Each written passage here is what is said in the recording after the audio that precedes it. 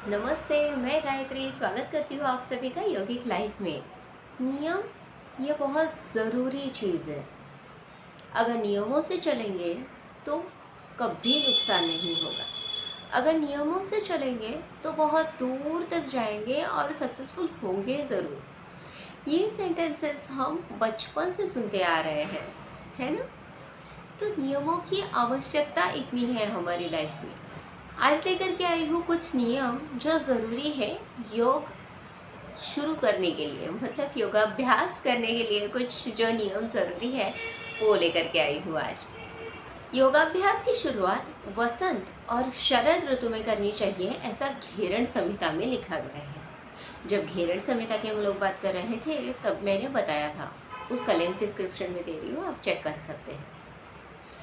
अगर पेट खाली हो तो हम कभी भी योगाभ्यास कर सकते हैं, ऐसी धारणा होती है हमारी, जो कि बिल्कुल गलत है। बिकॉज योग is not an exercise type. योग अपने आप में एक साधना है जो निरंतर चलते जाती है, जन्म जन्मांतरण की साधना है।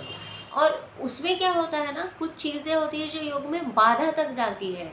मतलब अगर आपको फॉर एग्जांपल समझाना चाहूँ तो अति बोलना, अति आहार, अति कष्ट, ये सब योग नाशक भाव है। इसे योग का नाश होता है। इसी से उल्टा अगर देखेंगे, निश्चय, साहस, धैर्य, उत्साह, ये जो भाव है ना, इनसे योग में वृद्धि होती है, मतलब हमारी प्रोग्रेस होती है योग के मार्ग में। आइए जानते हैं उन कुछ नियमों के बारे में जो करने चाहिए वाइल प्रैक्टिसिंग योगा। नंबर 1, समय। योगाभ्यास कब करना चाहिए? जनरली सुबह में सूर्योदय से पूर्व योगाभ्यास करने का आइडियल पीरियड होता है। लेकिन आजकल के हिसाब से मोस्टली ये पॉसिबल नहीं है, क्योंकि हमारा रात को सोने का रूटीन ही बदल गया है। रात को सोने में लेट हो जाते हैं तो कहाँ से सुबह में जल्दी उठ पाएंगे और कर पाएंगे। लेकिन फिर भी उठने के बाद में हाथ मुंह धो करके अच्छे से फ्रेश हो करके योगाभ्यास कर लेना चाहिए। नंबर 2, स्नान। योगाभ्यास करने से पहले अगर नहा ले तो बहुत अच्छा होता है। इससे क्या होता है कि बॉडी पे जमा हुआ जो मैल होता है वो भी निकल जाता है, शरीर की जड़ता कम हो जाती है, बॉडी फ्लेक्सिबल हो जाती है और माइंड फ्रेश हो जाता है, मतलब प्रसन्न हो जाता है। लेकिन अगर आपके पास में इतना समय नहीं है या फिर आप 2 बार नहीं नहाना चाहते, तो इसीलिए मैंने इससे पहले बोला ना, अच्छे से फ्रेश हो करके, तो आप अच्छे से फ्रेश हो जाइए and you can practice yoga. Number 3, पोशाक, मतलब कपड़े। योग करते समय आपके जो कपड़े हैं वो लूज होने चाहिए, थोड़े ढीले कपड़े पहनना ज़रूरी है। आप टी शर्ट्स है, शॉर्ट्स है, स्लैक्स है, ऐसा कुछ पहन सकते हैं। एंड अगेन, लेडीज़ के लिए बालों को अच्छे से बांध लेना चाहिए, जिससे कि योग करने में आसानी हो। नंबर 4, जगह। बहुत गर्मी वाली या बहुत तेज़ हवा वाली जगह योगाभ्यास के लिए नहीं चुनेंगे। हो सके तो थोड़ी सी खुली जगह आप देख सकते हैं। अगर खुली जगह अवेलेबल ना हो तो आपके घर का कोई भी ओपन रूम जहाँ पे आपकी बहुत सारी विंडोज़ हैं एंड आप कर्टन से वो बंद कर सकते हैं, बस ऐसी रूम आप चूज़ कर लीजिए। समर सीज़न है तो आप टेरेस पर योग कर सकते हैं। अगर विंटर सीज़न है तो आप टेरेस पे योग नहीं करेंगे, उस टाइम पे कोई भी वार्म जगह आपको चूज़ करनी है। इतनी ठंड के एक्सपोजर में आपको योगाभ्यास नहीं करना है। अगेन, अगर उस जगह पे कीड़े हो, मच्छर हो, कुछ हो, तो आप रिपेलेंट्स वगैरह का यूज़ कर सकते हैं। नंबर 5, आसन।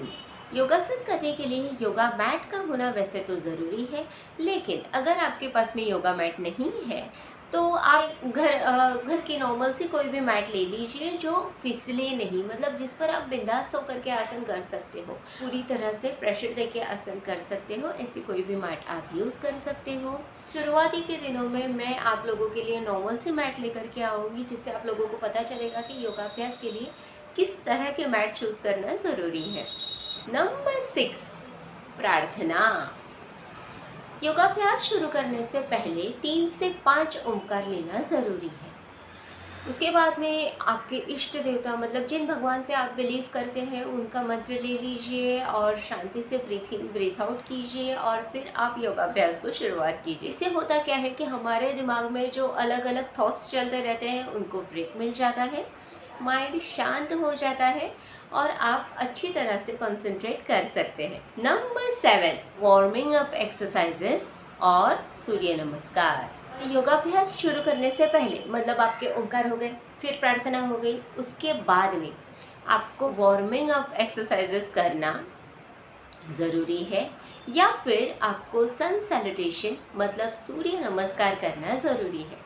इससे होता क्या है, बॉडी अच्छे से फ्लेक्सिबल हो जाती है और आसन की एंड स्टेज पर जाना आपके लिए कन्वीनियंट हो जाता है। Number 8, guidance. अगर आपने अभी से पहले योगाभ्यास बिल्कुल भी नहीं किया है और अब आप उसकी शुरुआत करना चाहते हैं, तो कभी भी अपने आप से या आधे अधूरे नॉलेज के साथ में योगाभ्यास शुरू मत कीजिएगा। किसी भी प्रॉपर ट्रेनर को हायर कीजिए, या फिर आप ऐसे इंसान के पास में जाइए जिनको योगा कुछ एक्सपीरियंस है, जो योगासन के बारे में कुछ जानते हो, और उन्हीं से आप प्रॉपरली सीख लीजिएगा। जैसे कि मैंने पहले बताया, योगाभ्यास अपने आप में एक साधना है, तो कभी भी उसकी शुरुआत प्रॉपर ट्रेनिंग से अगर की जाए तो बेहतर होता है।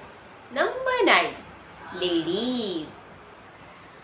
लेडीज़ भी योगाभ्यास कर सकते हैं। ज़रूरी तो नहीं है कि सिर्फ जेंट्स ही योगा परफॉर्म करें, लेकिन पीरियड्स के दौरान आपको योगाभ्यास बंद रखना है। उतने 4-5 दिन आपको योग नहीं करना है। और कुछ एडिशनल चीज़ें इसमें बताना चाहूँगी। Number 10, decided timing. मतलब अगर आपने सुबह 7 बजे योग करने का सोचा है या फिर सुबह 7 बजे योग करना शुरू किया है, तो बिल्कुल आपको डेली 7 से 7:30 बजे के बीच में योग शुरू कर ही देना है। मतलब आज 7 बजे किया, कल 8 बजे, फिर परसों 10 बजे, ऐसा नहीं चलेगा। इसमें कंसिस्टेंसी होना ज़रूरी है। अगेन नंबर 11, अगर आपने शाम को योगाभ्यास करना सोचा है कि भाई मैं रोज़ शाम को करूँगा, तो आपको सुबह का खाना सबसे पहले तो जल्दी खा लेना है, और आपका खाना बहुत ही हल्का होना चाहिए जो आपका तुरंत पच जाए। 4-5 घंटे का गैप हो जाए सुबह का खाना और योग, इन 2 चीज़ों के बीच में 4 से 5 घंटे का गैप होना ज़रूरी है। तो ये हो गई कुछ कंडीशंस। कैसा लगा आपको आज का वीडियो? अगर वीडियो अच्छा लगा है तो लाइक कीजिएगा, शेयर कीजिएगा अपने दोस्तों के साथ, सब्सक्राइब कीजिए मेरे चैनल को, and also press the bell icon, and with you आपसे next video में। तब तक के लिए be happy, keep smiling, take care and bye।